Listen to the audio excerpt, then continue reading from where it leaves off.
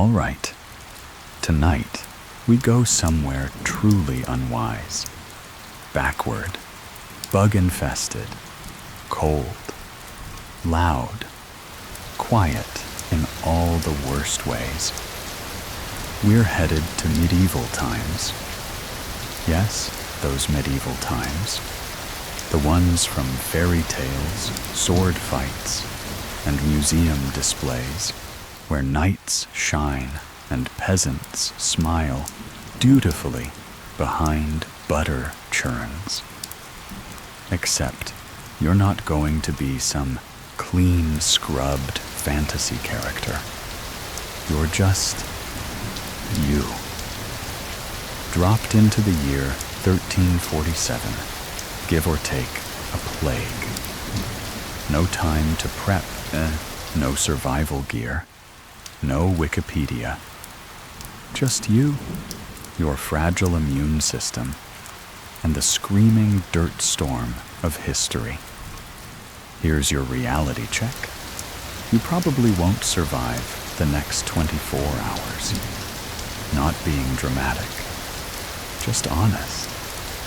So before we begin this doomed day trip, hit that subscribe button before you fall asleep. Yes, even if you're feverish from imaginary plague.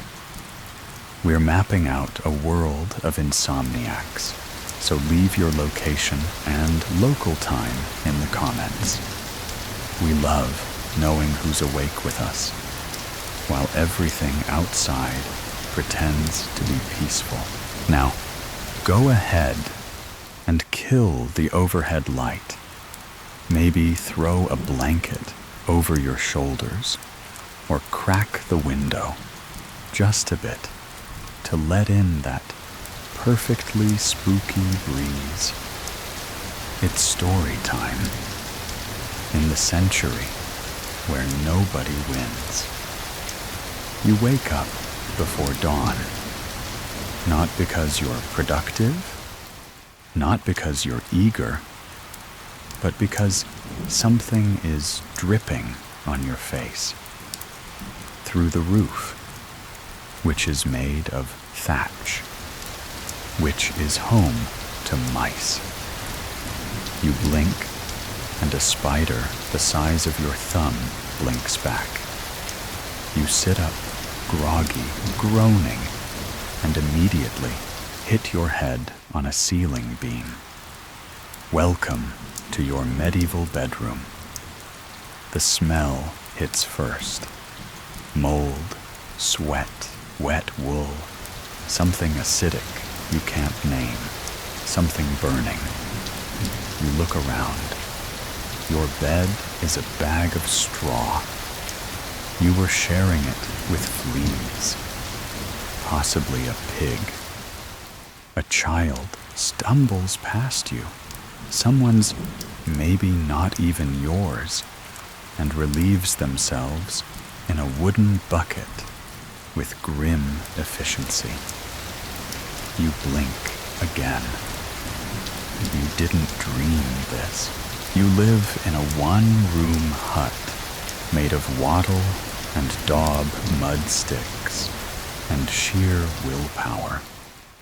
The floor is dirt. The walls are drafty. The roof leaks. You share the space with anywhere from 5 to 9 other people, depending on who's died recently. There's no door lock. There's no privacy. Your neighbors are your cousins, and someone's probably giving birth in the corner. You try to stand up. Bad call. Your back aches. Your knees pop. Your skin itches. You're wearing a woolen tunic that smells like goat and depression. Under it, scratchy underthings made of linen. Unless you skipped those, which isn't unusual. Hygiene is, let's say, optional. You haven't bathed in a while. months, possibly. It's not your fault.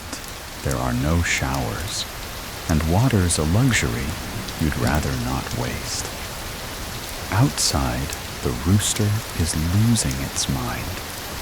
People are already working pale shapes in the mist, bent over like punctuation marks. You try to take a step toward the door and immediately step in something warm. Best not to look. Here's the thing. They never show you in movies. Mornings in the medieval world are brutal. There's no coffee, no toothpaste, no phone, no peace. Just survival mode. Everything smells like something died in it. Possibly because something did. You glance out the door, your first mistake of the day. The air is damp, cold, and aggressive. Mist clings to the ground like it owns it. A neighbor waves. You wave back. Your sleeve tears on a nail. You ignore the blood. You're already late for something. You just don't know what. Welcome to medieval timekeeping. There are no watches, just the sun, or bells. If you hear church bells, you run. Not toward them, you just run. Either something's on fire, or someone's dead. Either way, it's not your business until it is. Someone nearby is screaming. Someone's always screaming. You're not even properly awake yet, and your clothes itch. Your stomach growls, and there's a high chance you'll step on a chicken before breakfast. You haven't eaten. You don't know what day it is. But one thing is clear. This isn't going to end well. You'd like to start your day with a nice breakfast. Maybe toast, a little jam, or eggs. Coffee would be great. Black, maybe a splash of oat milk, if we're feeling indulgent. Except you're in 1347. And here, breakfast is less a meal and more an emotional journey through disappointment. You shuffle toward what passes for the hearth. It's more ash than flame. Someone's trying to rekindle it with kindling that's wetter than your socks, which, spoiler alert, are already soaked through. You mumble something about food. Someone hands you a chunk of bread. Calling it bread is generous. It's hard gray and feels like it could double as a weapon. You take a bite and instantly regret every decision that led you here. It tastes like last week's rain and sadness. There's no butter. That's for rich people. No jam, no utensils, no napkins.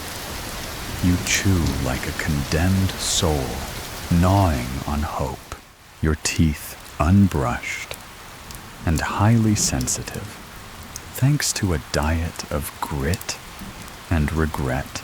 Scream in protest.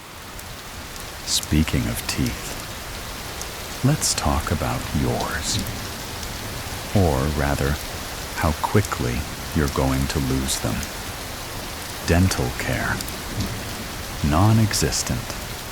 Toothbrushes. A luxury.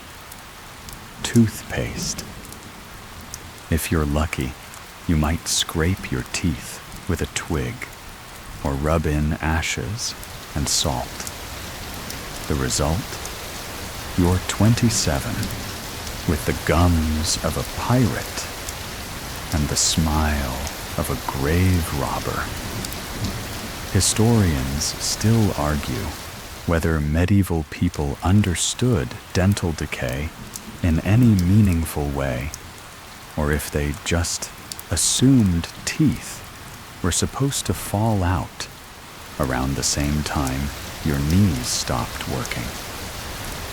You look at a child chewing effortlessly and feel a pang of envy. Your molars are already planning their escape. And remember, there's no anesthesia. If a tooth gets bad enough, it's yanked with pliers while you scream into a rag and someone holds your shoulders down. You put down the bread. Next, someone offers you something warm in a cup. Could it be broth? A nice porridge? It's beer. Light, sour, flat ale, brewed in barrels that smell faintly of fungus and desperation. But here's the twist: you need to drink it, because the water is trying to kill you. The local stream is a swirling cocktail of waste, rotting animals, and tiny invisible death machines, known to us now as bacteria. But in medieval times, those don't have names yet. They're just curses, spirits. Maybe something the local wise woman can fix with a chant and a handful of dried frogs. So yes, you drink the beer. Every morning. Even the kids drink it. It's weak, but it's safer than water. Mostly. It still gives you gas and possibly hallucinations. You try to enjoy the warm slosh in your belly. You fail. Outside, someone is butchering an animal. The sound carries wet and rhythmic. You've already seen more internal organs than you'd hoped for by 6 a.m. There's a dog barking, a man shouting, someone else's baby crying. You'd like to go back to bed, but your bed is also home to beetles. You still haven't eaten enough. You're hungry, but food is scarce and dull. Most days, it's some combination of barley, peas, onions, and more bread. Meat is rare. Eggs even rarer. If you live near a coast, fish might feature dried, salted, and completely flavorless. You think about sneaking into town to find something better. Hilarious. You're not welcome in town. You're too dirty, too poor, too you. The city gates are guarded, and unless you're a merchant, a knight, or someone with a very official-looking parchment, you're not getting in. And even if you do get in, enjoy the stench of open sewers, the delightful surprise of chamber pots being dumped from upper-story windows, and a sudden brush with a stranger's flea-infested cloak. It's a sensory experience. You sigh. You're 2 hours into your medieval day, and you've already endured food poisoning, gum trauma, and the kind of body odor that feels like a physical attack. You want brunch? You are brunch. And somewhere deep in your post-coffee, starved brain, a thought arises. You're not going to make it to lunch. You've eaten your brick of despair. You've drunk your murky medieval beer. And now it's time to get dressed. You'd think that'd be easy. Shirt, pants, shoes, done. But oh no. Medieval clothing is its own form of punishment. First, everything smells. Because everything always smells. Your tunic, your hose, your underclothes. If you have underclothes, reek of smoke, sweat, mildew, and maybe pig. There's no Febreze, no washing machines. Laundry happens once a month, if that. And it's done in the river with lye soap. That's basically chemical warfare in solid form. You reach for your outer tunic. It's wool. Because everything is wool, scratchy thick, and somehow both itchy and damp at the same time. You slide it over your head and instantly feel like you're being hugged by an angry sheep. Next come the hose like tights, but worse. They're laced up your legs and tied to a belt. There's no elastic, no forgiveness, just wool tubes held in place with strings that dig into your waist every time you breathe like a human. Your shoes are theoretical, made of leather, so thin it might as well be paper. There are no left and right shoes, just shoe. Your feet ache just looking at them. You step outside and immediately regret your life. It's cold, the kind of cold that lives in your bones. Your wool tunic does nothing. Your shoes soak through in 2 steps. You try to walk like you're used to this, but your feet slide in the mud, and your belt is trying to kill you. Your entire outfit is held together by knots, prayers, and a vague hope that nothing falls off in public. Spoiler, it will. Lice. They're here. Congratulations. You're hosting a colony. Your scalp itches constantly. You scratch, but it only spreads them. They're in your clothes, your bed, your hat, if you're lucky enough to have one. They don't care about class. Everyone itches. The Pope itches. The King itches.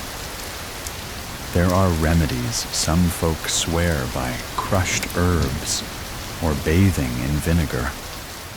Others say just shave your head. You consider it. You also consider fire. Historians still argue whether the lice were truly worse in medieval times or just more accepted. But either way, they're not leaving. They're your roommates now. And let's not even talk about the fleas. Actually, no, let's. Because they're not just annoying. They're deadly. One flea bite, one tiny little hop from rat to foot. That's all it takes. That's how the Black Death starts. You don't know it yet, but your cute flea is carrying something deeply uncute. In a few years, half of Europe will be dead. But for now, you just scratch and complain. You try to walk like someone who has somewhere to be. But your belt's too tight, your shoes are soaked, and your wool tunic is bunched in places no tunic should bunch. You bend down to adjust your laces and immediately get a mouthful of mud from a passing cart. You'd say something, but talking with mud in your mouth doesn't really land the emotional punch.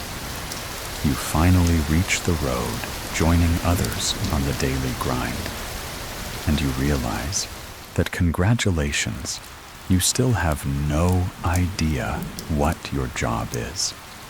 You could be a laborer, a tenant farmer, a servant, a tradesperson if you're lucky. But whatever your role, your body's not ready. Your hands are too soft. Your back is too untrained. You're already winded from dressing yourself, and now you're expected to carry dig thresh or walk 10 miles in shoes made of sadness. Nope. You were not built for this, and you're starting to suspect that no one was. Because medieval life isn't about comfort. It's about endurance, grit, and layers of wool that make you question whether humans ever deserved fire in the first place. You adjust your belt again. It still hates you, and you haven't even worked yet. You've survived breakfast barely. You're fully dressed in what feels like an itchy funeral shroud. You're on the road. And for one glorious moment, you think maybe, just maybe, you've got this. You do not have this. Because stepping outside in medieval times is like voluntarily entering a game of how will I almost die today. You're not a peasant. You're not a noble. You're not anything they recognize. So to everyone else, you're a target. Your shoes, already sad, squelch as you trudge through the muck. Mud is ankle deep. Pigs roam freely. Someone hurls a bucket of something from a window and misses your head by inches. You don't know what it was. You don't ask. You just keep walking, now faster. With purpose you don't feel. You pass a group of men sharpening tools. They stare. Not curious. Not friendly. Just calculating. One nudges another. You suddenly realize you're carrying nothing to trade, no one to vouch for you, and absolutely no weapons. You try to smile. They don't smile back. There's no police force, no security cameras. Justice here is fast, brutal, and often wrong. If someone decides you look suspicious, or rich, or foreign, or just in the wrong place, you're done. They could accuse you of theft, or witchcraft, or being French. Doesn't matter. The burden of proof is on you, and you're fresh out of parchment. A woman with a bundle of herbs crosses your path and mutters something. You smile again, reflexively. She spits. You've either insulted her, stepped in her offering, or blinked the wrong way near her goat. Hard to tell. A rooster charges you. You jump. Bad idea. Now you've drawn attention. A nearby vendor laughs, pointing at your reaction. Someone shouts that you're bewitched. Are they joking? Historians still argue whether accusations like that were tossed around casually or were truly life-threatening every time. Either way, you start to feel very flammable. And guess what? You smell weird. No, really. To them, you smell wrong. You use deodorant. Or you bathe too often. Or your clothes are somehow too clean or not scratchy enough. You might as well wear a flashing sign that says, "I don't belong." And in the medieval world, not belonging is dangerous. You try to blend. Keep walking, head down. But even your stride betrays you. You walk like someone who's seen an escalator. They walk like the earth is something they've been chained to since birth. And they have been. You stumble. A child jeers. Someone throws a cabbage. Where did they even get a cabbage? Now you're in the market square. A bustling tangle of noise, livestock, and people arguing over onions. You're jostled. A chicken runs between your legs. Someone bumps you hard, and your belt pouch disappears. You didn't have much in it. Maybe a coin, a crumb, and your last shred of hope. Still, it hurts. You shout instinctively. Bad idea. Accusing someone of theft without proof gets you in trouble. Now the crowd turns. You see two guards, or what pass for guards, approaching with cudgels and expressions that say, "We'd love a reason to use these." You back away. Trip. Fall into a cart full of turnips. The cart owner screams something about property damage. The guards advance. You do the only logical thing. You run. You run like your 21st century life depends on it, which it does. You dodge goats, leap puddles, and sprint down an alley that smells like fermented everything. And then, silence. You hide behind a barrel, panting, listening, hoping no one saw where you went. You're filthy, scratched, possibly cursed, and all you tried to do was go outside. But medieval times aren't interested in your comfort, or fairness, or even your survival. Every public outing is a gamble, and you're betting with your dignity and your spleen. As you sit in the dark, clutching your side, you realize something sobering. It's not even noon yet. You're hunched behind a barrel that smells like goat wine and despair, trying to remember how to breathe without sounding suspicious. The guards are gone, for now, but you've learned something valuable. You can't walk anywhere without almost dying. Still, you can't stay hidden forever. So you sneak back to the road, trying to look casual, like someone who absolutely didn't just fall into turnips and flee the scene of a petty, vegetable-based altercation. The road stretches ahead, rutted and narrow.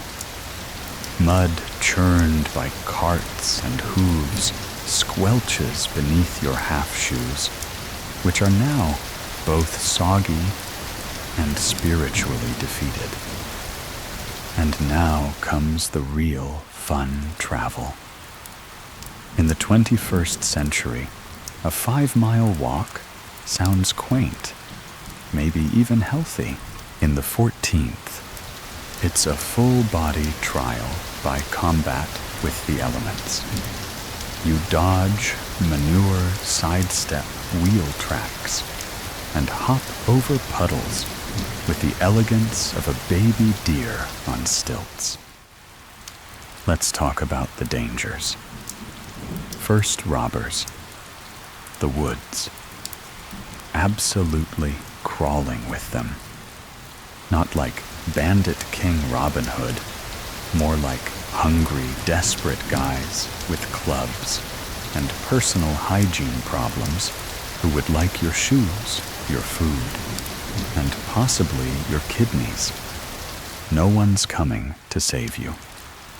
There's no 911, no cameras, no GPS ping.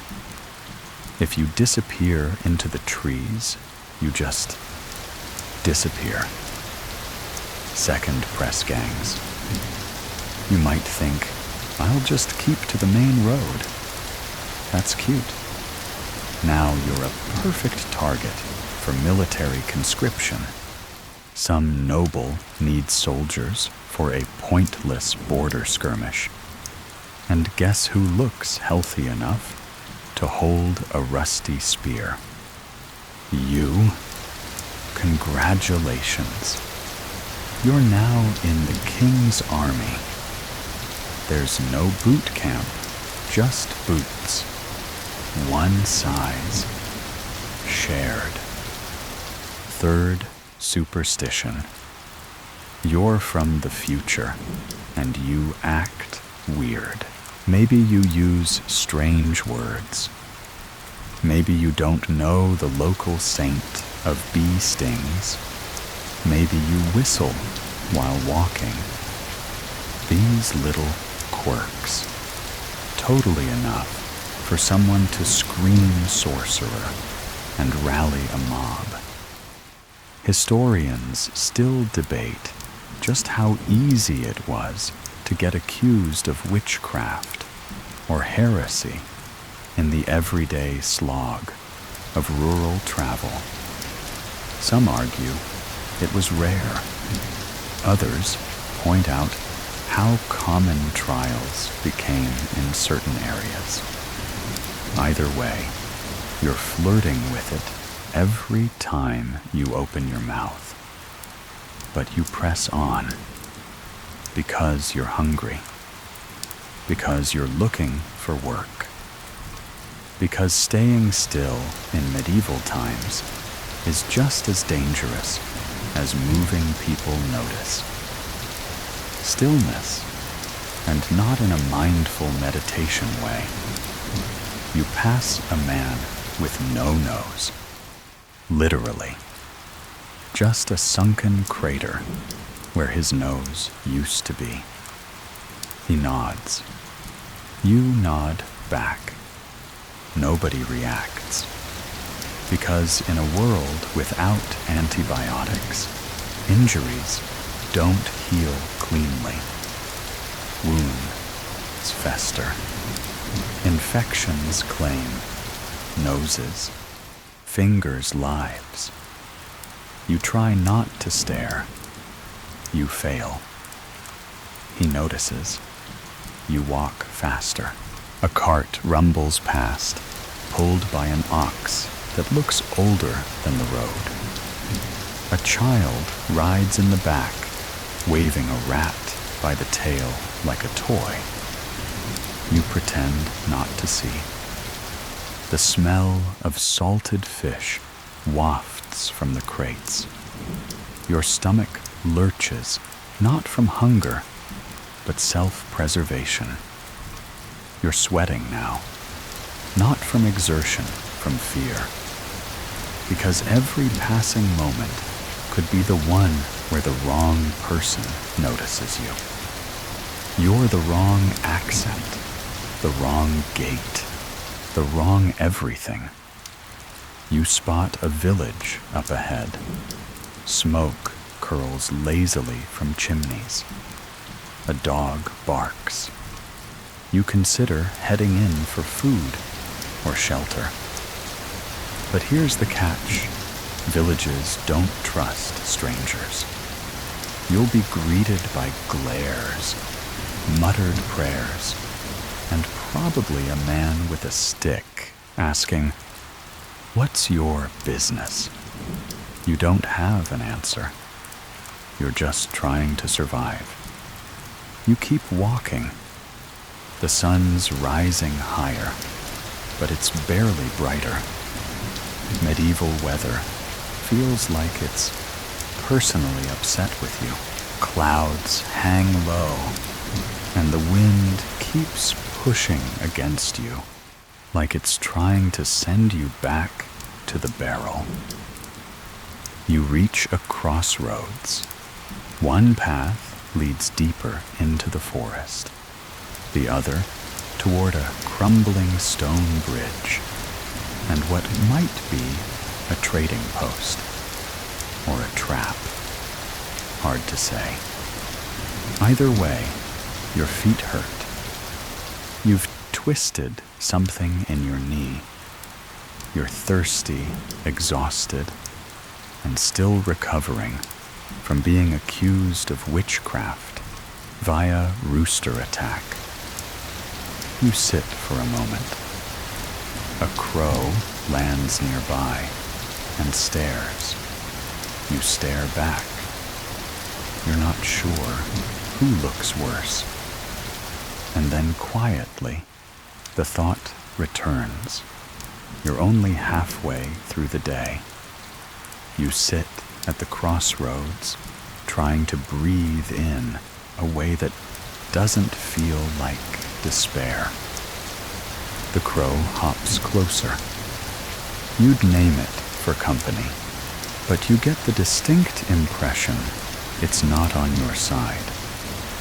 It looks like it's waiting for you to drop dead so it can get started. You're thirsty. Not I could hose a latte thirsty, more like I might lick dew off a mossy stick thirsty. You eye the nearby stream. It gurgles prettily in the distance, the way death often does before it gets serious. It looks clean, cool, inviting. You approach cupping your hands, trying not to notice the animal tracks nearby or the smell.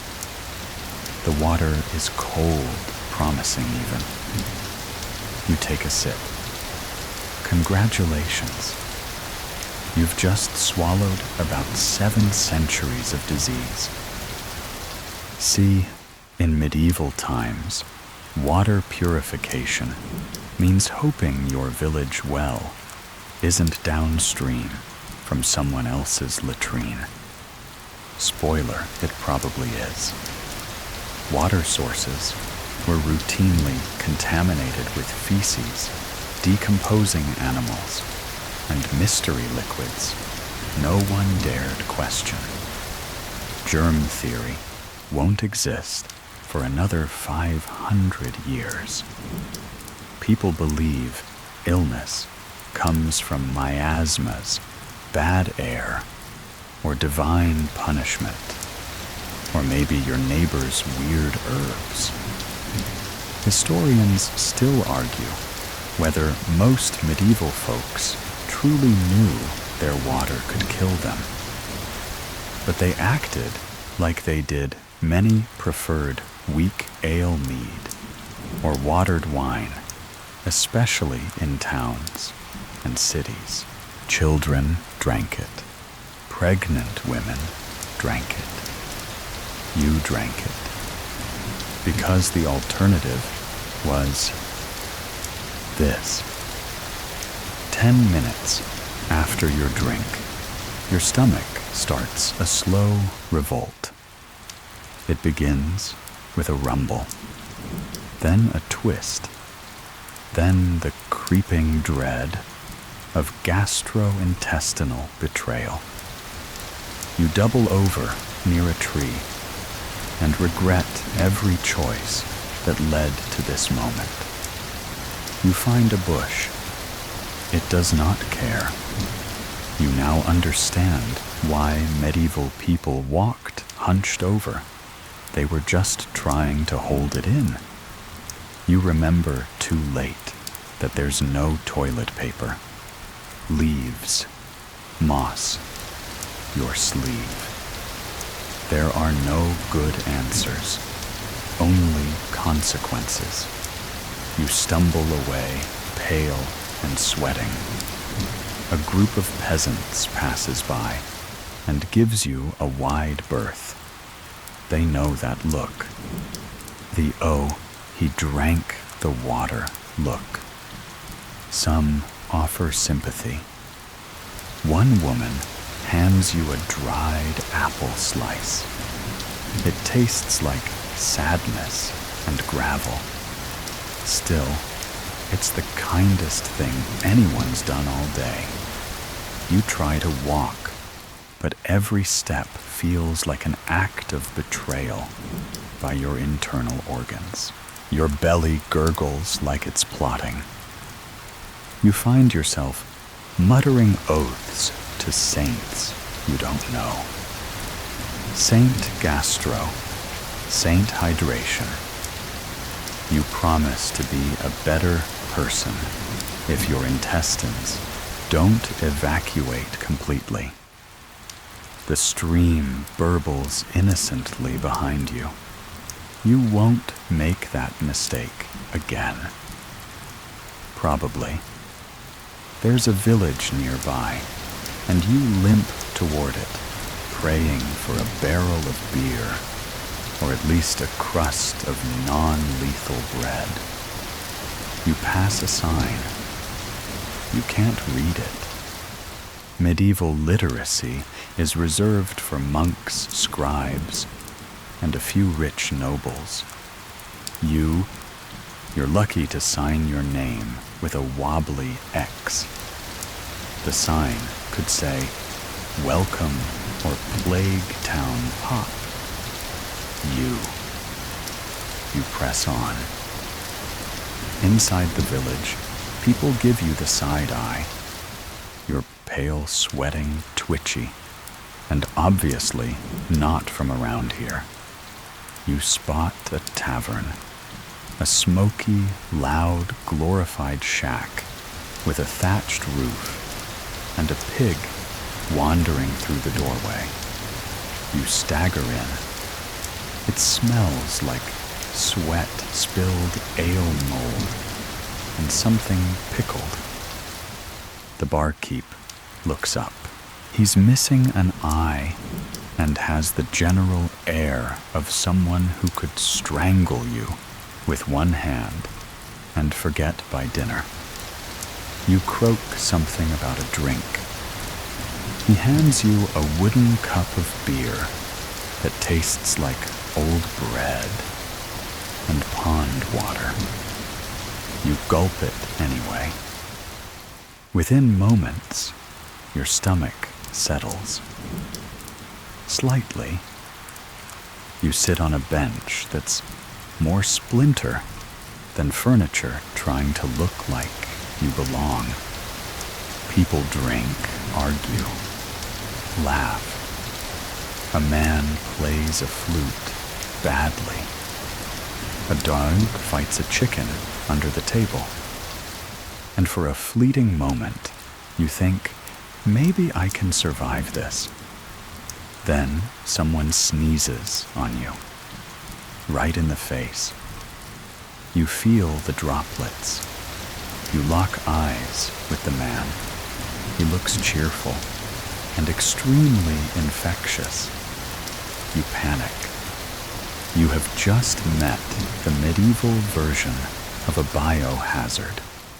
You stand too fast. Your stomach turns again. You stagger out of the tavern, dizzy and cursing softly. You've been outside. You've drunk the water. And now someone has sneezed directly into your soul. You're not going to survive the next 12 hours. But hey, at least you're hydrated. You make it out of the tavern alive, but only just. The sneezing man's germs cling to your skin like a curse, and your stomach is still protesting in medieval French. You're not sure where to go, so you wander toward the edge of the village, looking for a bush, a ditch, or maybe a portal back to the 21st century.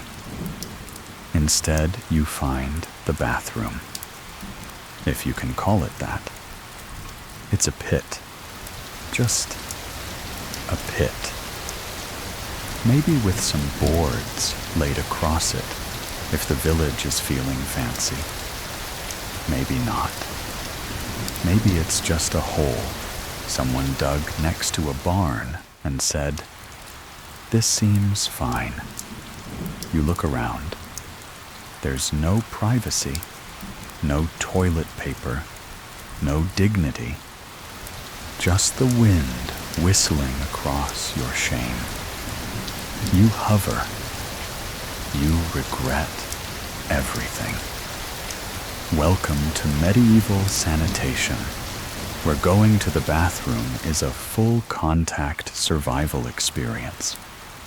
No plumbing, no soap, no doors, just you, nature, and your sudden realization that anything, even peeing, is a public affair. You finish quickly, or as quickly as someone can, when their feet are sinking into mud and a goat is staring judgmentally. You wipe with, honestly, you're not sure what. It was rough. Probably moss. Possibly someone's old sock. You emerge feeling lighter, but not better. Back in the village, you pass what might generously be called a waste disposal area. It's a ditch. A very full, very fragrant ditch.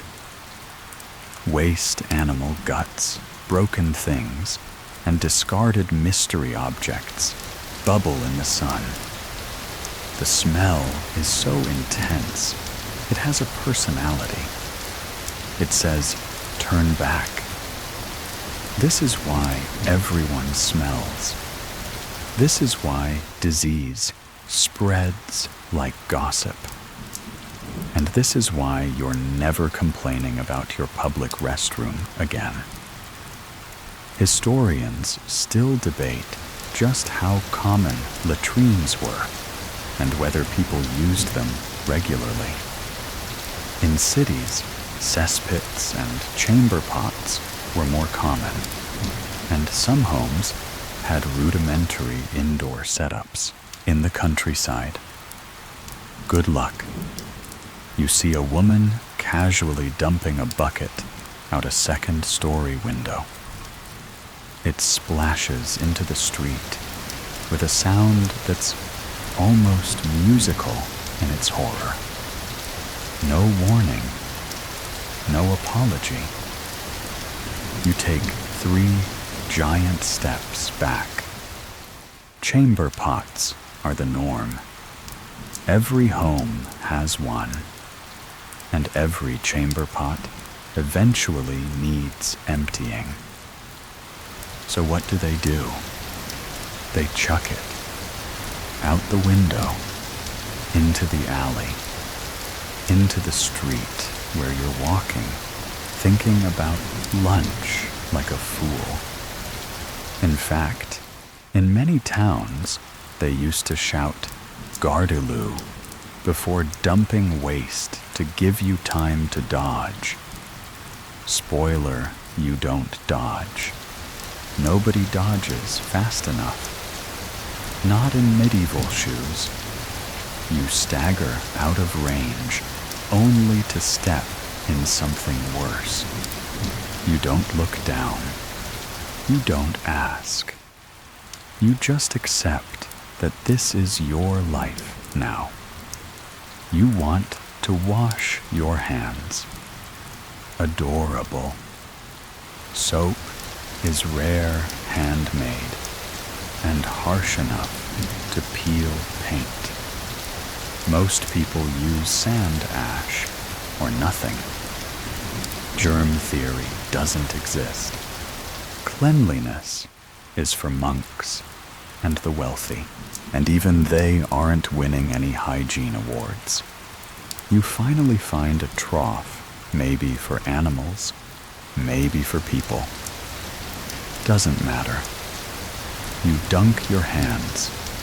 The water is opaque. Something brushes your skin. You scream internally. You dry your hands on your tunic, which, of course, now smells like everything you've touched today, including the ditch. You take a moment to mourn modern plumbing. Then you feel a tickle down your leg. You check. It's a flea. Of course it's a flea. It's been there since breakfast, and now it's calling friends. You scratch. It spreads. You're itchy, sweaty, half-drenched in mystery fluids, and questioning your will to live. Your medieval day has become a parade of increasingly personal invasions, and you still have hours left to survive. And here's the thing. This is normal. No one around you is shocked. No one complains. Because this is life. Your modern sensibilities are adorable here, like a silk scarf in a thunderstorm. You limp toward the road, reeking of disappointment and ditch water. You've survived your first medieval bathroom break, barely. And now it's time to face something even more powerful than filth religion. You smell like defeat. Your feet are soaked in sins unnamed, and you've just realized the loudest building in town is the church. Bells clang overhead so aggressively it feels personal. You glance up at the stone tower and immediately regret it. There's a gargoyle leering at you, like it knows what just dripped on your tunic. Church time. You shuffle toward the entrance, following the weary shuffle of peasants who look only slightly less traumatized than you. It's not optional. In medieval Europe, religion isn't a side dish, it's the main course, the whole menu. Even if you don't feel pious, you pretend. Because pretending not to is a gamble you're too broke to play. As you step inside, you're swallowed by shadow and candle smoke. The air is thick with incense, damp stone, and unspoken guilt. A monk scurries past his robe, brushing your elbow. He smells of beeswax dust and judgment. You sit, or rather you perch on a narrow wooden bench with no backrest. Your spine immediately files a complaint. The priest begins a sermon. In Latin, you don't understand a word. No one around you seems to either. People nod along, cross themselves, murmur responses like it's muscle memory. Because that's what it is. Most people don't speak Latin, but they know the rhythm, the ritual, the look of reverence. They go through the motions, the way you once clicked, I agree on terms and conditions. No idea what's inside, just desperate to avoid consequences. And oh, the consequences. Miss Church. That's a sin. Say the wrong thing, sin. Eat meat on the wrong day, sin. Think about someone naked, extra sin. And if you sin too much, well, welcome to hell, eternal fire demons, and the knowledge that you once skipped a fast day for bacon. Historians still argue whether the average medieval person feared hell literally or saw it more as social control. Either way, the fear was real, vivid, manipulative, effective. And let's talk about penance.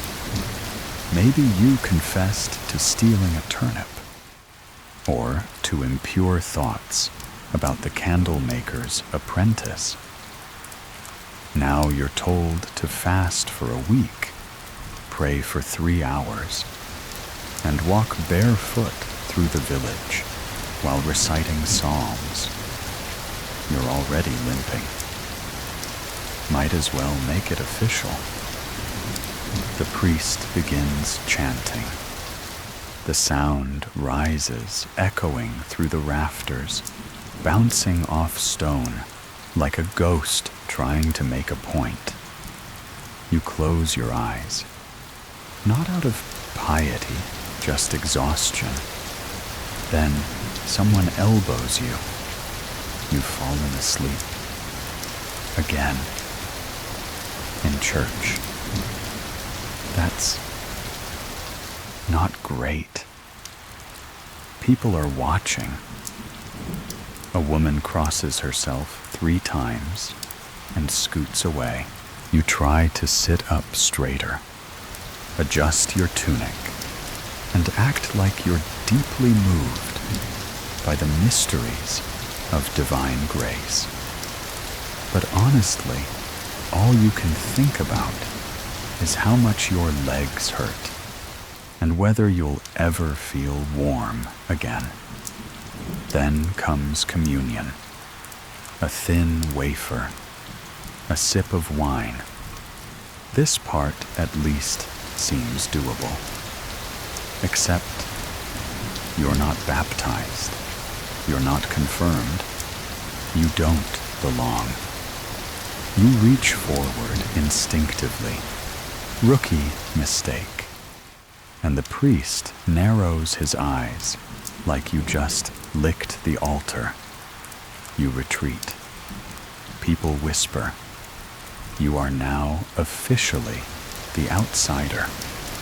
You leave the church in silence, trailing behind a group of villagers who now look at you like you might be contagious. One child makes the sign of the cross. You want to explain, but you don't speak their dialect. And frankly, you're too tired. Outside, the bells ring again. Why, who knows?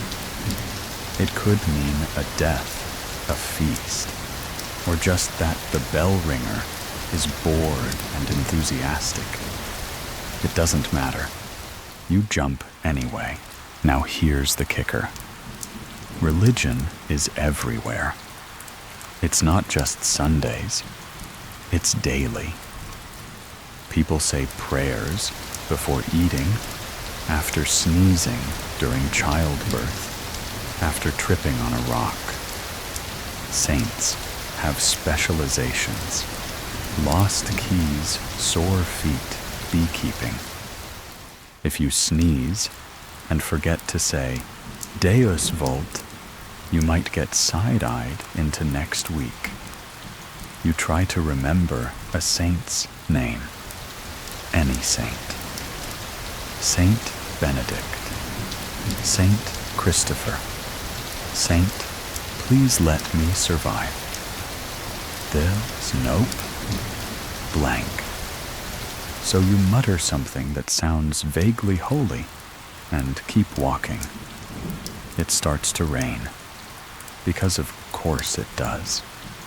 You pull your tunic tighter, which does nothing. Your shoes squish. You're wet, cold, possibly excommunicated, and deeply aware that your last bath involved rainwater and an accident. You spot a shrine near the road, a carved statue, weather-worn, eyes hollow. Someone's left a crust of bread and a candle at its base. You consider leaving a prayer, but you have nothing to offer, except maybe your dignity. Too late. That left at the latrine. You walk on. The church bells keep ringing behind you. And now, you're about to meet something even more terrifying than religion. The law. You drag your soaked feet down the road, each step an increasingly personal insult from the mud gods. Behind you, the church bells fade, but their memory clings to your damp tunic, like regret. Ahead, the village square where law and order await you. Or, more accurately, where medieval justice sharpens its knives and smiles. You're not accused of anything yet. Yet. But the way people are eyeing you, that's just a matter of time. Because law in medieval times isn't really about evidence. It's about power proximity, and whether or not someone in charge needs a scapegoat today. Did a pig go missing? Was someone's bread mysteriously short? Did the sky look funny at sunset? Congratulations. You're guilty. There's a crowd gathering in the square. You think maybe there's a festival until you see the man in stocks. His face is red. His shirt's been torn. Kids are throwing turnips at his head. You stand there, frozen, unsure if you're more horrified by the spectacle or by the accuracy of that one kid's throw. Stocks are just the beginning. Medieval punishments are equal parts theater and deterrent. Shame is currency. If you can humiliate someone and draw a crowd, that's considered efficiency. Next to the stocks, there's a wooden pillory, a device designed to hold your head and hands in place so everyone can admire your poor life choices. You notice dried egg yolk on the base. That's the light punishment. For bigger offenses, fines, flogging, mutilation, death, theft. You might lose a hand. Gossiping about the wrong noble, you could lose a tongue. Wearing clothes above your station, you lose your clothes and maybe your freedom. The law doesn't care about intent. It cares about appearances. Historians still argue whether these punishments were regularly carried out or just used as threats. But the records don't lie enough. People lost fingers and faces to make you think twice before jaywalking. You take a cautious step back. A constable passes by his club, swinging lazily.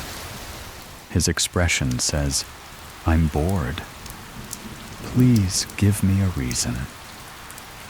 You smile. Too hard. Now he's suspicious. He stops, asks where you're from. You fumble an answer, mixing Old English with panic and sweat. He narrows his eyes. You mention something about traveling through, but that just makes it worse.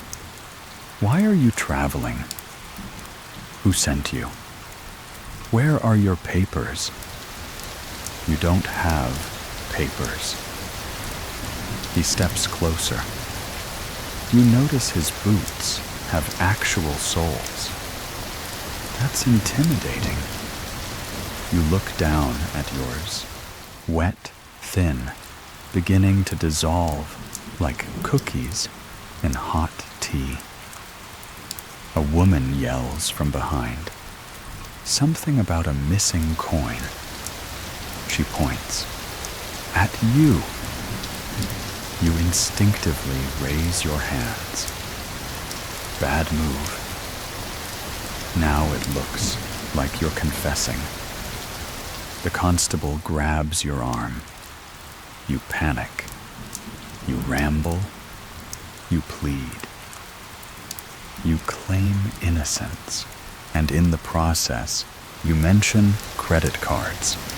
You realize the mistake instantly. Credit. Cards. That's not even a sin. It's witchcraft. People start whispering. Someone mutters sorcerer. A child starts crying. You're taken to the local magistrate.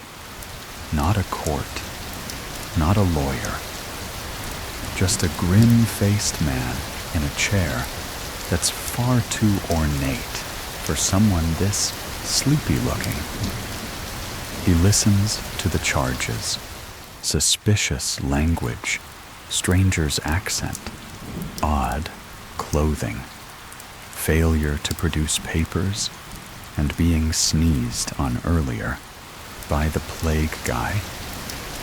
Okay, that one's not technically part of the record, but you swear it's relevant. He doesn't ask you to speak. He looks at you like you're already halfway guilty. Then he reaches into a sack and pulls out a rooster. Trial by rooster is not a real thing, but in this moment, you're ready to believe anything. Instead, he orders trial by ordeal, a charming system where God decides. You might be told to grab a red-hot iron and walk 3 steps. If your hand heals cleanly, you're innocent. If it blisters well, you clearly deserved it. Another option. Dunking. They tie you to a chair, dunk you in a pond. If you float, you're a witch. If you sink, oops. The constable says they'll hold you overnight. You try to ask where. The answer, the hole behind the tavern. It's not a metaphor. It's a literal hole, dug into the earth, covered in planks. No bedding, no blanket, just mud rats and regret. They push you in. It smells like tears and fermented onions. You sit in the darkness, knees pulled to your chest, wondering if there's a patron saint of wrongful arrests. Outside, the rooster crows. Inside, something scurries across your foot. You breathe slowly, very slowly, because tomorrow you have to survive a medieval legal system built on vibes, vengeance, and very questionable poultry. You spend the night in the hole, half buried in mud, fully buried in anxiety. Every creak overhead could be someone checking on you. Every scuttle underfoot could be a rat. You don't even flinch anymore. You just whisper, "Take me quickly," and try to sleep sitting up. You don't succeed. Morning comes like a punishment. Someone throws open the planks above you, and sunlight punches your eyes. The constable returns, looking fresher than anyone has a right to. He tells you the magistrate has changed his mind. No trial. Instead, a fine. You blink. You don't have any money. Not even medieval fake money. You try to explain. He shrugs, says something about indentured labor, and leads you, limping, filthy, emotionally vacant, to the village outskirts.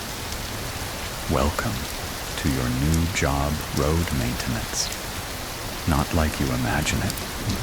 No reflective vest, no orange cones, just a shovel, a wheelbarrow, and the cheerful company of 3 other guys who may or may not have rabies. Your task, fill in ruts, smooth the mud, patch holes using, well, more mud.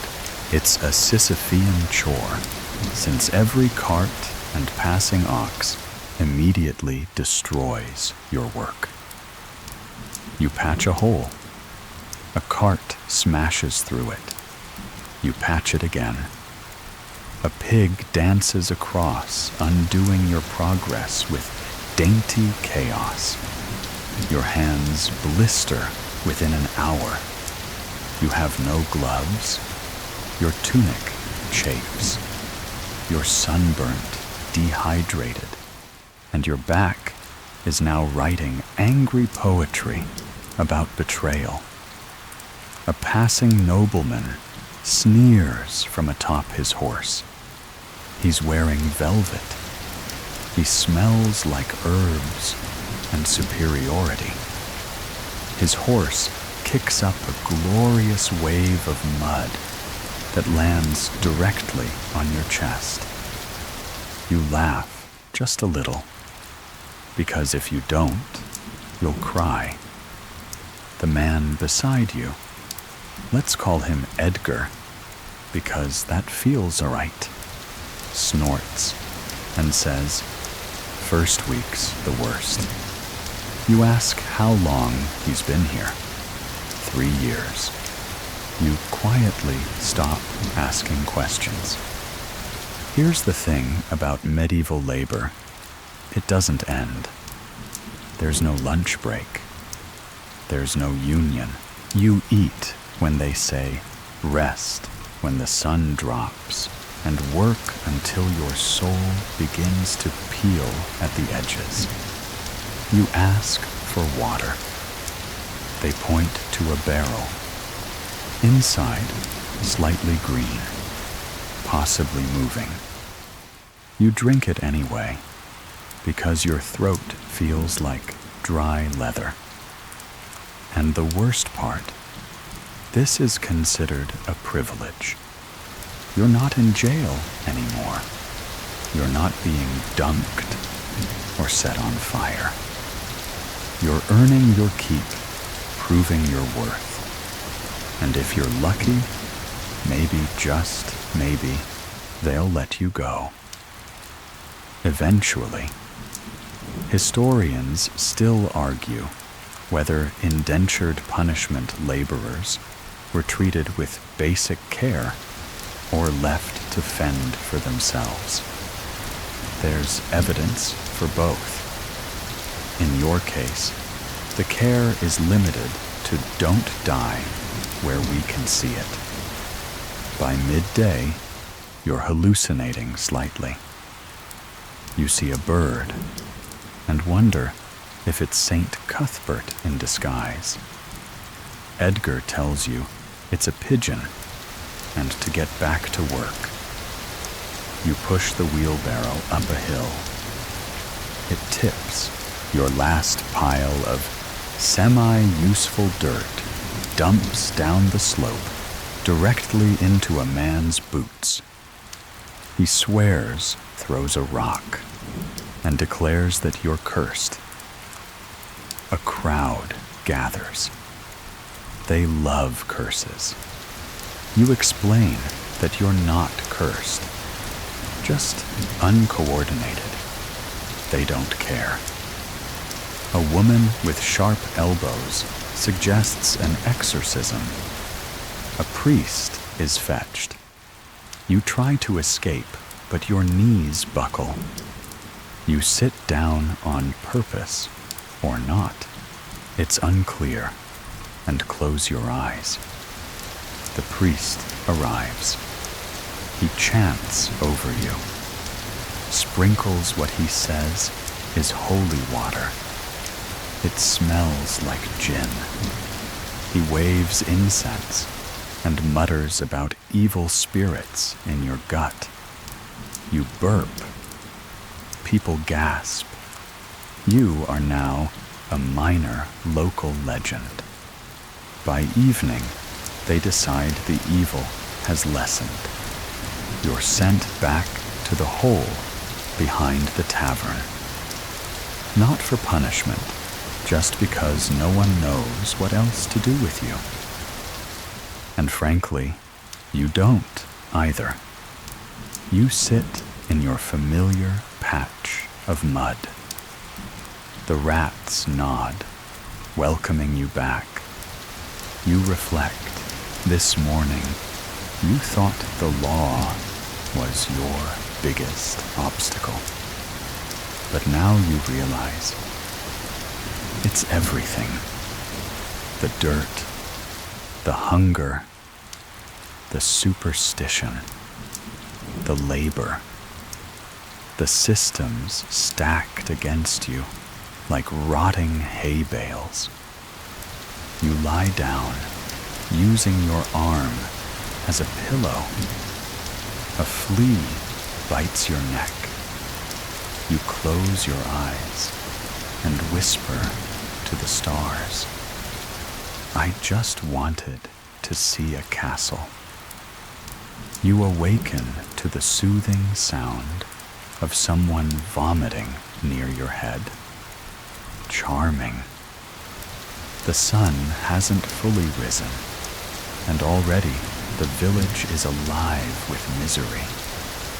You blink up at the thatched roofs and wonder, once again, if this is all an elaborate prank, a historically themed escape room designed by sadists. Spoiler, it's not. You're still in medieval times, and your sentence isn't over. Edgar's already shoveling mud with the resigned efficiency of a man who's stopped dreaming. You join him, because what else is there? But today you're in for a new treat. the market. That's right. Your humble laboring self is allowed to run an errand for the village reeve. You're handed a tiny purse of coins, actual metal currency, and a list written in squiggles you can't read. You're told very clearly, don't mess this up. You mess this up, not on purpose, but from the moment you enter the market square, you're overwhelmed. It's loud. It's crowded. It smells like onions fish and whatever's rotting under that cart near the pigs. People shout prices. They haggle. They shove. You're elbowed by a child and nearly pickpocketed by a nun. You clutch your coin purse like it's sacred. You approach a stall selling dried meat, or possibly mummified socks. The vendor snarls something incomprehensible. You point. He raises an eyebrow. You show him the list. He squints at it, laughs, tells you you're in the wrong stall, maybe wrong town, possibly wrong century. You retreat. Next, you try a produce stand. You attempt to buy onions. You're handed turnips. You try to protest, but you don't know the medieval word, for these aren't onions. The vendor yells. You back away with your wrong vegetables and a deeper understanding of your own inadequacy. A woman sells you a healing charm. It's a rock tied to a string. You wear it anyway, just in case. Nearby, a man stands on a crate, shouting about the end of days. You nod politely. He screams louder. You flee. You drop a coin. It vanishes into the mud. A goose tries to bite you. No one helps. You eventually collect enough things to resemble the list. Mostly. You return to the Reeves house, hand over the goods, and brace for punishment. Instead, he just grunts. Either it's acceptable, or he's too tired to care. Either way, you're not punished. You count that as a win. And then you notice the butcher's stall, or rather, what's hanging from it. A row of headless animals, a cow tongue nailed to a beam, intestines piled like festive ribbons, and flies. So many flies you think they might unionize. The butcher waves at you with a cleaver. You wave back like you're trying to shake off a curse. This is where food comes from. Nothing wrapped in plastic. No labels, no illusion. Just flesh, guts, and the absolute certainty that refrigeration hasn't been invented yet. Historians still argue about medieval food safety. Some claim people had an intuitive sense of freshness. Others say most meals were a gamble. You buy a sausage. You regret it instantly. By midday, your stomach's back on its nonsense. But this time, you have a job delivering bread to the monastery. You carry the loaves through winding alleys, trying not to trip. you pass a group of children playing with a dead rat. They call it King Rat and have given it a crown made of straw. You offer a nervous chuckle. They stare. You walk faster. The monastery looms. It's quiet, peaceful. You knock. A monk answers with the expression of someone who was definitely enjoying his silence.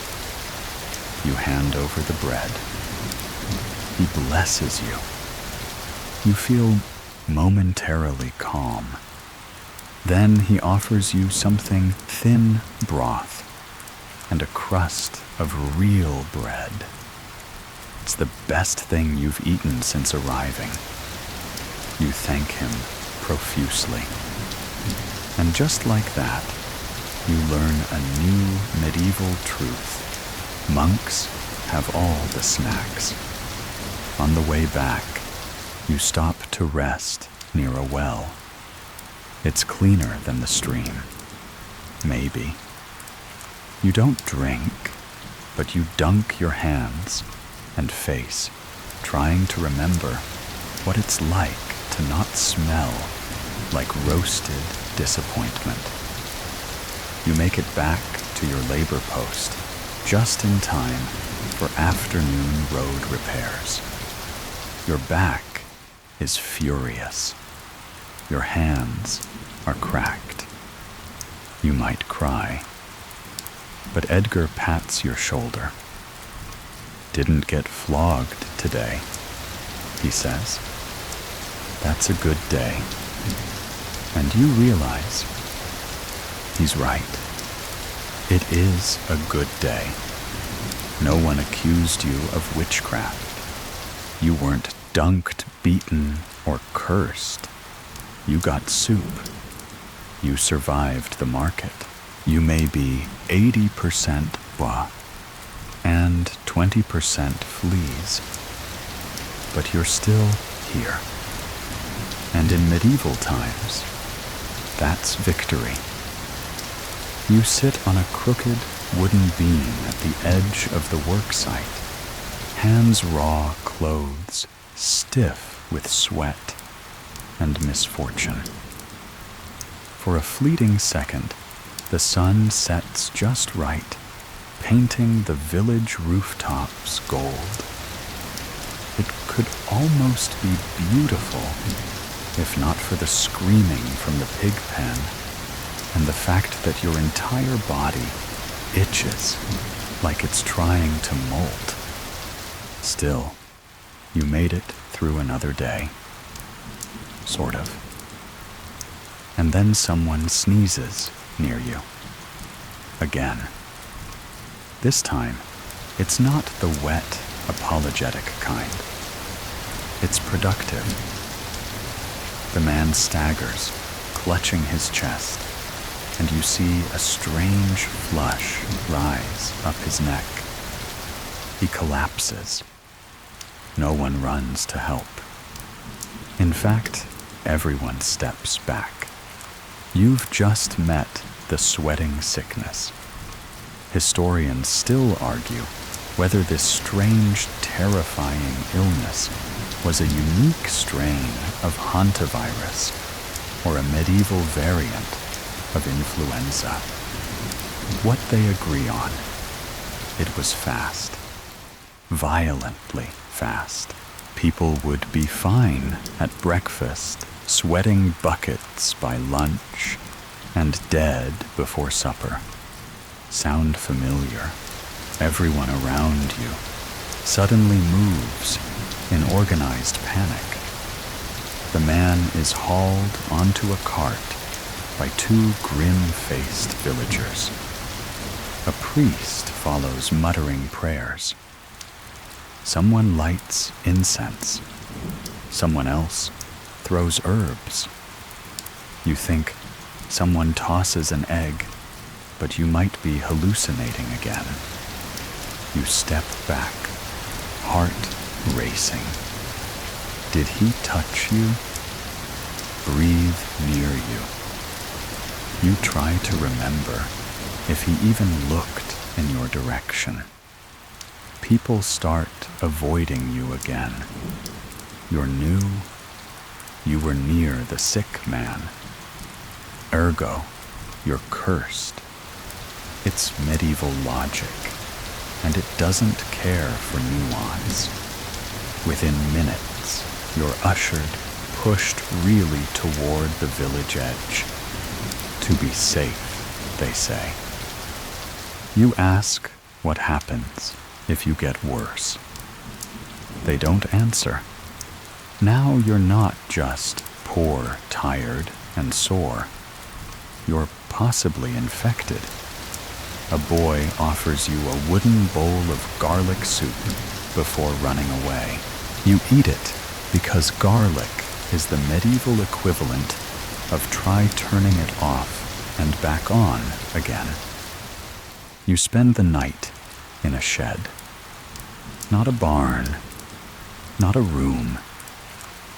A shed. It's full of tools, straw, and a wheel that you suspect was cursed by a wizard in 1203. Outside, owls hoot. Inside, you shiver. Your stomach is uneasy. Maybe from the sausage. Maybe from the soup. Maybe from the existential dread now gnawing at your pancreas. You think of antibiotics, hospitals, urgent care, a warm bed with clean sheets and no dead rodents. None of that exists here. If you're sick, the treatment options are prayer purging bloodletting or being left somewhere to die. A healer visits in the morning. She's 60, if she's a day wrapped in every shawl she's ever owned, and carrying a pouch that smells like death and rosemary. She examines your eyes, your pulse, your tongue.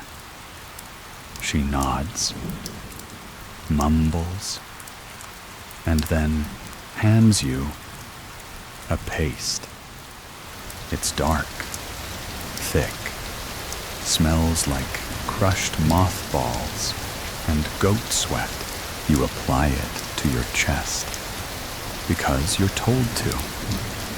It tingles, then it burns, then it itches in a way that makes you wonder if your skin is trying to evacuate your body. She smiles, says, "You'll live." You don't believe her. But hey, placebo effect is timeless. Later that day, you're allowed back near people. Not close, but close adjacent. You sit on a rock and watch as the villagers go about their lives with quiet resignation. No one is happy. No one is well. But no one is dead today. Not yet.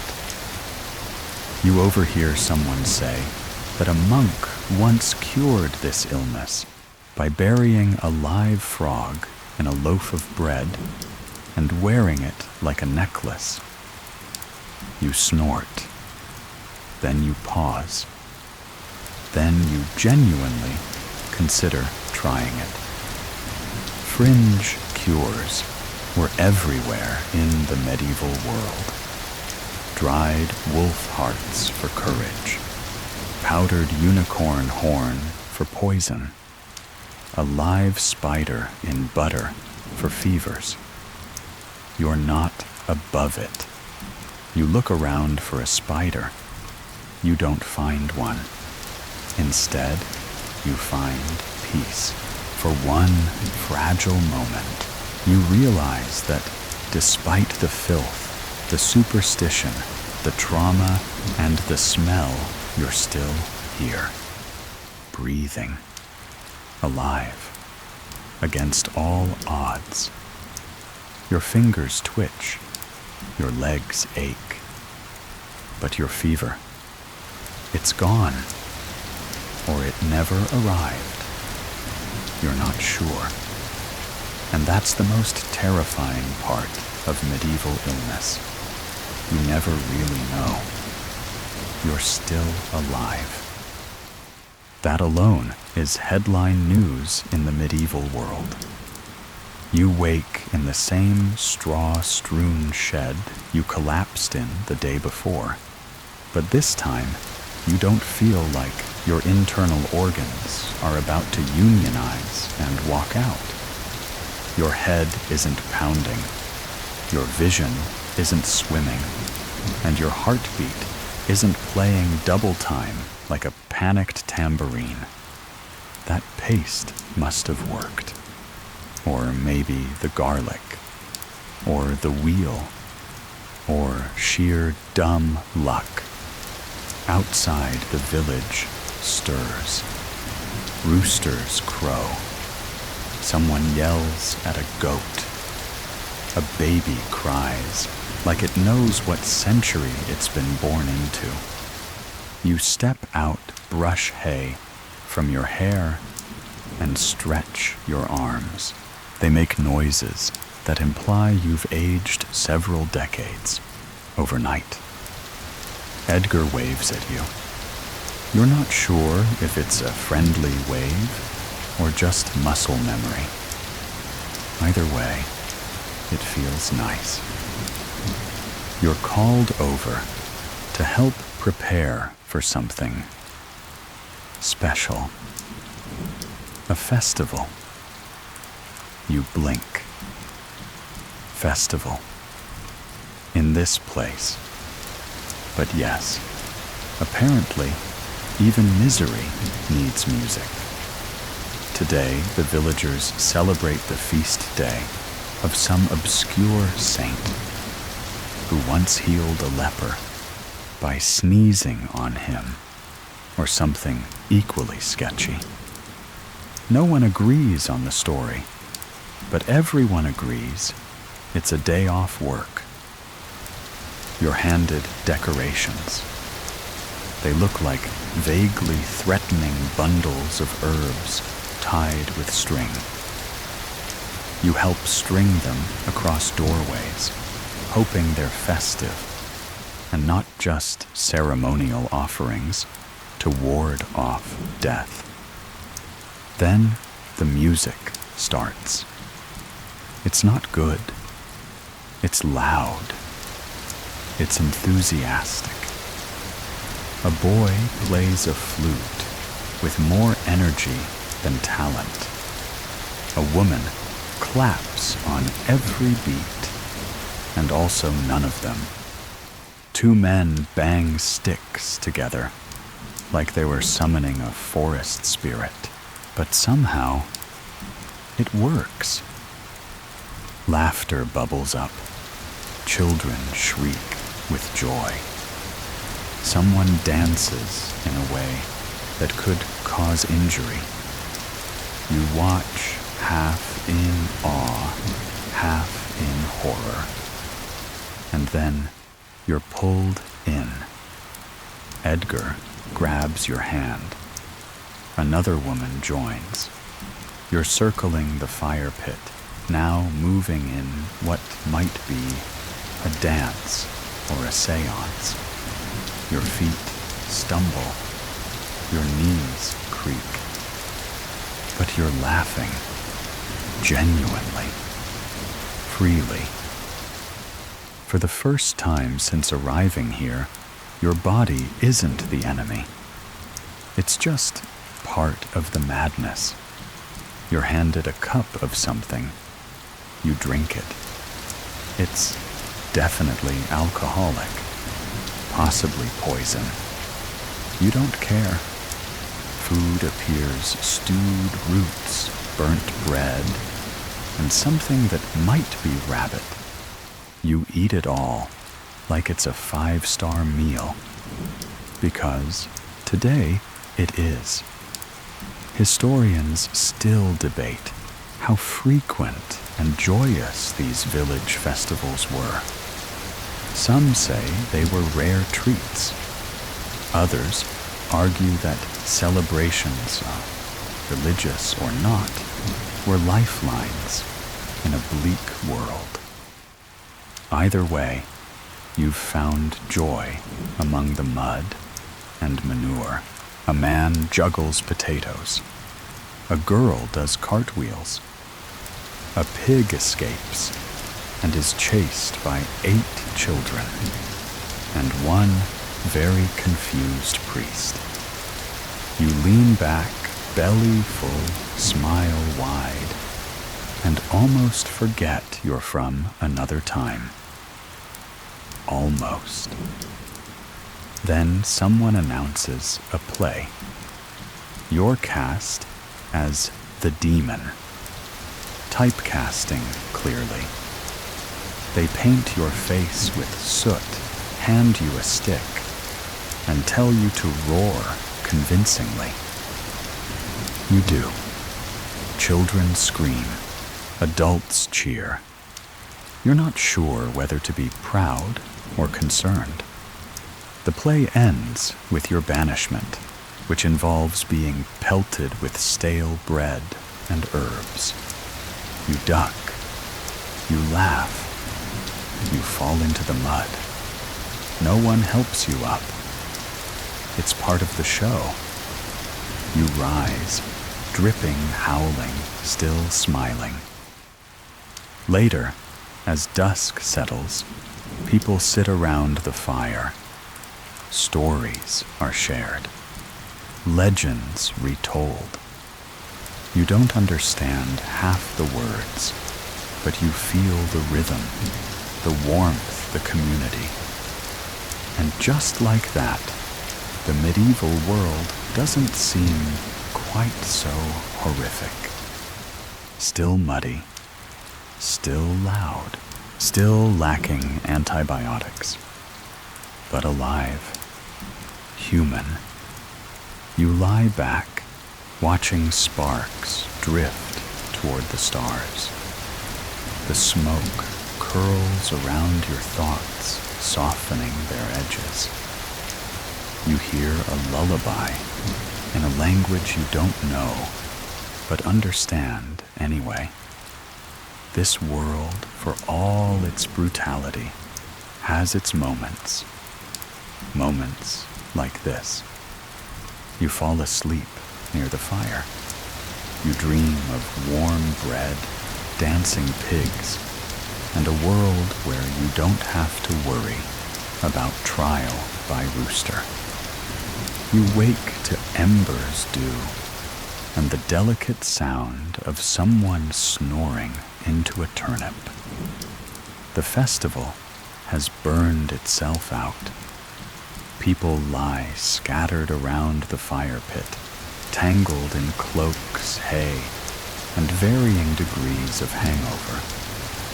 A dog is curled against your side. You don't remember inviting it, but it's warm, and at this point, that counts as friendship. You sit up. You ache as usual. But today the ache feels earned. Not the punishment kind. The lived-it kind. You stretch yawn and remember you're still stuck here. Right. Medieval times. And today your job is to clean the aftermath. Someone hands you a broom. It's missing half its bristles and smells suspiciously like onions. Your task: sweep the square. Return the borrowed livestock, at least 2 goats and 1 pig, and dispose of any mysterious liquids. You find a bucket. You don't ask questions. As you work, a man with a robe and a long stick approaches. You brace at this point. Long sticks mean trouble. But no, this is a scribe, or at least someone literate. He's visiting from a nearby town to record village activities. He asks your name. You pause. You consider making one up. But instead, you say, traveler. He squints, nods, writes. You ask about returning home. He laughs. Oh, we all dream of going home, he says, usually after the mead wears off. You clarify. No, I mean home. Like 700 years from now? He blinks. Long pause.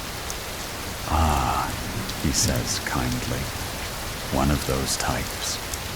He hands you a small wooden token, carved with a symbol, a star maybe, or a flower. He says, you keep this. It's for the road. You'll know when to use it. Is it a real charm? A local joke? Does it matter? You tuck it into your belt. Back at the well, you draw water to wash your face. Your reflection stares back. Gaunt, dirt-smudged eyes, more tired than they have any right to be. And yet, there's something else. A spark. Resilience, maybe. Or just good lighting. You wander the edge of the fields as the sun rises. The village is waking again. It always wakes, no matter how grim the night. It endures. That's the secret of the medieval world, isn't it? Not comfort, not safety, endurance. You pass a group of workers gathering near the Lord's manor. New orders, they say. A tax increase. A land dispute. Someone stole a sheep. Again. You see how quickly joy drains from their faces. This is the other side of survival. The relentless grind. There's no final boss, no reward. Just more days, more dirt, more aching backs, and empty stomachs. You turn back. You're not going near the manor. Not today. Instead, you find Edgar again. He's repairing a fence. Without speaking, you join him. He hands you a hammer. Your first nail bends. Your second breaks. Your third, miraculously, goes in straight. Look at that, Edgar says. You're becoming one of us. You smile. Sort of. He means it as a compliment. But deep down, you feel a chill. Because that's the danger, isn't it? You're adapting. You no longer recoil at the smell. You haven't thought about soap in days. You know which herbs might kill you, and which just make your tongue numb. You're forgetting what warm running water feels like. You're starting to forget your old life. Historians still argue whether time-traveling minds would survive the mental toll of medieval adjustment or slowly dissolve into the local culture. Today you feel that argument playing out in real time in your bones, your memory, your very sense of self. Who are you now? Someone who carries water. Someone who eats turnips without gagging. someone who speaks less and listens more, someone who's survived longer than expected. As dusk returns, you wander the edge of the village. You find that same shrine again, the hollow-eyed statue, the offerings, the weather-worn wood. You place the wooden token beneath it, just in case. The wind picks up, not cold, not cruel, just insistent. You close your eyes, whisper thanks, or a prayer, or maybe just a wish. Then you return to the village. No fanfare, no miracles, but you made it through another day. And that around here is a story worth telling. The final morning creeps in with the quiet, gray hush of a world trying not to wake you. You open your eyes, slowly feeling every ache in your body, like a roll call of old injuries. Your fingers are blistered, your back hums with complaint, and your clothes have officially become one with your skin. But your heart, it's steady. You've made it. Or at least you've lasted this long longer than you thought you would when you first squelched into that street puddle, or barely survived the plague sneeze incident.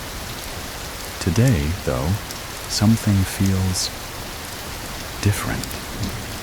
The village is stirring like usual, but there's an air of anticipation, a buzz. You follow it, half dragging your legs toward the square. There's a cart, but not just any cart. A traveling merchant, an outsider like you, though significantly more enthusiastic about it, is setting up wares. Silks from the east, spices wrapped in cloth, tiny jars of shimmering powder. He looks like he's walked through time and never tripped. You hover at the edge of the crowd. He talks fast, too fast, like someone who's learned to pitch nonsense with poetry. You can't afford anything. You know that. But you stay. Because he's interesting. And that's a rare commodity. He catches your eye, smiles, looking for a way out. He asks low enough that only you hear. Your breath hitches. He pulls something from beneath the cart, a bundle wrapped in oilcloth, hands it to you with a wink. Sometimes the road back is under your feet. Just need to know where to press. You try to ask, but he's already turning hawking dyed feathers to a shoeless boy. You unwrap the cloth. Inside is a stone. But not just any stone. It's smooth, etched with strange runes. Familiar runes. The same ones as on the token. Your fingers tingle. You glance back at the shrine. You run. You place the stone next to the token. The breeze changes. Warmer. The world hums. You close your eyes. And when you open them, you're standing on pavement. Real, modern pavement. Cars pass. Someone honks. A barista shouts about oat milk. You look down. Your clothes are clean. Your hands are whole. Your back back to flush toilets, to antibiotics, to soft beds and soft bread. You breathe deeply, but the smell of wood smoke lingers. You never learn how it happened.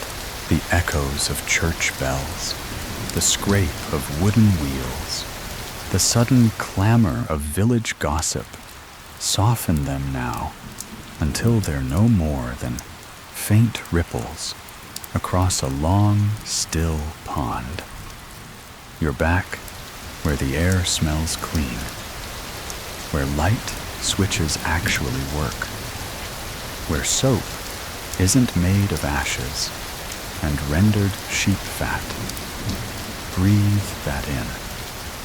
Let your body bruised by time and imagination settle. Let your thoughts tiptoe back to comfort. You felt the fear, the confusion, the hunger that curled deep in your belly and didn't let go. You met a world that chewed through centuries with no pity, no pause. And somehow you endured, more than endured. You danced around the fire. You learned names. You made peace with your own stench. You became part of that world, if only for a while. And now, as the last of the torchlight dies in your memory, know this. You can do hard things, strange things, muddy, mosquito-bitten, rat-nibbled things, and still wake up laughing. The world may never pull you through a time portal again. But if it does, you will be ready.